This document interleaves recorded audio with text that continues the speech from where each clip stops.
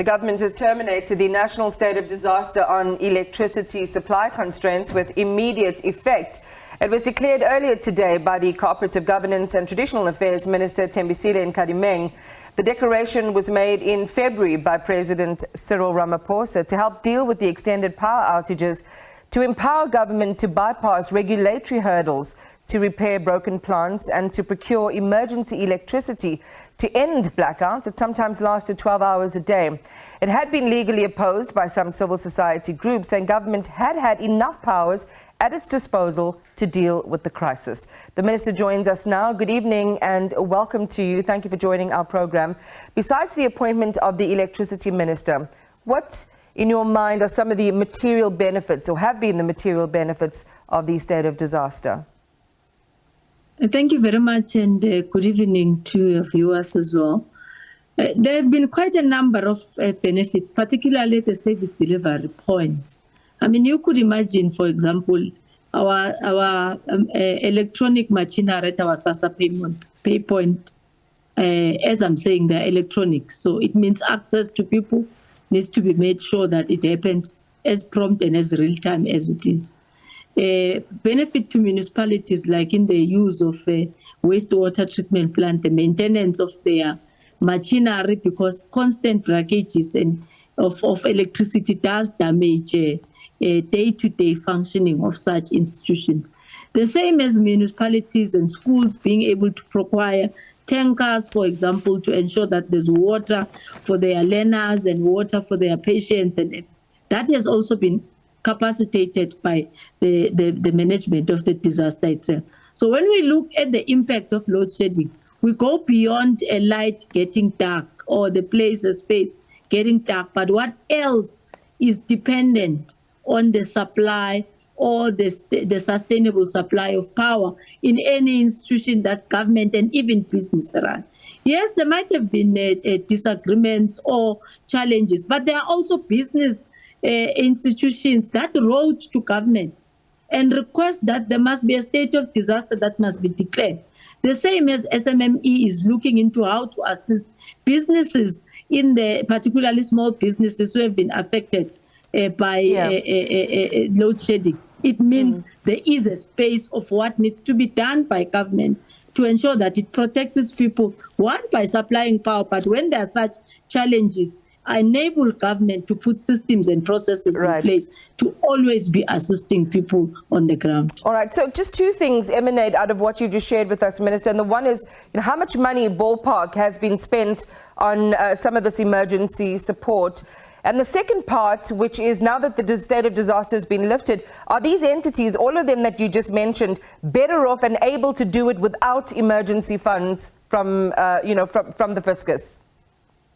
Well, I may not be in a position to know exactly. I mean, a president, when he established and agreed to the declaration, he also requested the Office of the Auditor General to ensure that there's back-to-back verification of all that, particularly in the main Eskom will be providing. But the same National Treasury does to municipalities in Section 71 on what they are procuring on a day-to-day, ordinarily and even under the state of a disaster. So I may not have that figure. I don't know how many of the wastewater treatment plants might have been blown during load shedding or in times. What I know is that it has had a negative impact in municipalities being able to provide and be able to get the parts. But that does not mean they can't buy parts today. All it was allowing them to do was to make sure that they put those systems in place to ensure that there is less or minimum impact on the supply of services that they're supposed to be giving, while they on a day-to-day are able to provide. I'm sure their stores now should be well equipped to be able to deal day-to-day with cable theft, which is also a negative effect of when it's stuck. There's cable theft, so they don't apply, but they are able to under a disaster purchase. So I'm sure their stores now have sufficient to be able to respond to that. But they can also request, even in the law, MFMA, to do that in case the state of disaster has been closed as it is now. Yeah, Minister, I mean, pardon my curiosity, but when you talk about, So these entities that were supported and benefited out of the disaster regulations, which allowed them to procure emergency funds, you're sharing with us what sounds to be an assumption that they now have permanent solutions at their disposal, which leads me then to ask, what informed the decision to end the state of disaster now? It could be wrong to say permanent, because even me and you now, it just in the corner of your screen, it says we're stage 4 rolling. So which means it was a measure to put systems of government in place to ensure that everything is lined up even before the appointment of the Minister of Electricity, who is now looking on a day-to-day basis on what will be the provision of electricity and its supply on a day-to-day basis. Now, he is supported by committees, which also involves everybody beyond the electricity view. And remember, the role of CoGTA is to ensure that there is cooperative governance and integration of government, department and institution towards a problem which could be disastrous. So in this instance, we're facing blackouts as a country, and the role of CoGTA is to make sure that all key partners get into the table to put their own systems in place and make it a point that all is at least manageable. So we can't say it's a permanent solution. The very same act by its very self says after every periodically you need to assess if you still need the state of disaster in the shape that you are in. So on the 9th of February, there was no minister.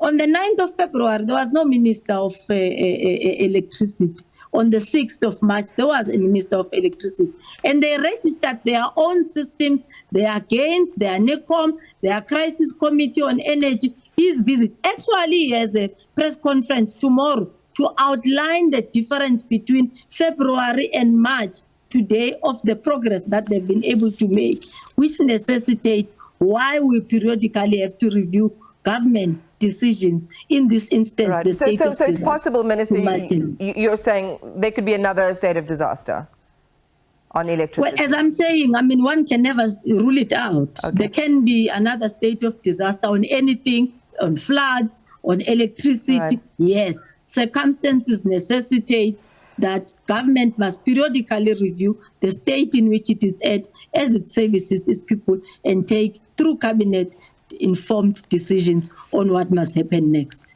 Did the legal action instituted by OUTA and others days after the declaration have anything to do with the decision made?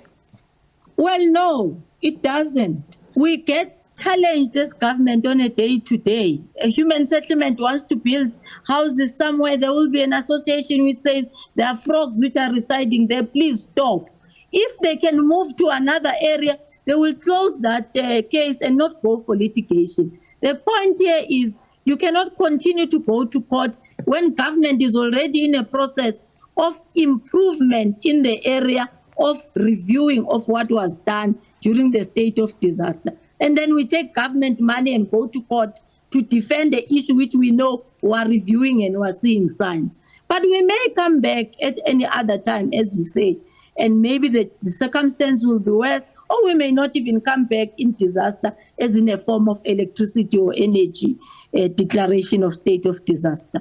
So it's neither here nor there for me. Why government? We get challenged on a day-to-day. There are even refusals of government building a school in a particular place. All right. So we'll always have to go to court to respond to our stakeholders. What I can emphasize is why a democratic government will never do something that the law says we shouldn't do. Just a final question before I let you go, Minister. If we think about the convergence of your announcement today and the outcry yesterday around Eskom being declared exempt from certain aspects of the PFMA, like declaring wasteful and fruitless expenditure on its financials, that's been lifted today. It's got this effect of compounding public skepticism, public skepticism around the fact that the decision would have been known, about before, and that the ground is now ready for private investments. Is this a reason why Eskom was granted the exemption in the first place, to shield accountability for potentially dodgy deals? How do you explain away some of these public concerns? Well, I can only explain the role and responsibility that I'm assigned to. Yes, I'm a member of cabinet. Yes, there are decisions which gets to be taken. And the minister came out very clearly and outlined the processes of consultation that he will be undertaking with regard to the Eskom. Our role is to clarify each and every time communities feel or become skeptical for whatever reasons that government might have taken a particular decision. But to say my responsibility with regard to disaster management and declaration of disasters had in one way or the other influence that the others must not account for what they do or vice versa, it's beyond imagination.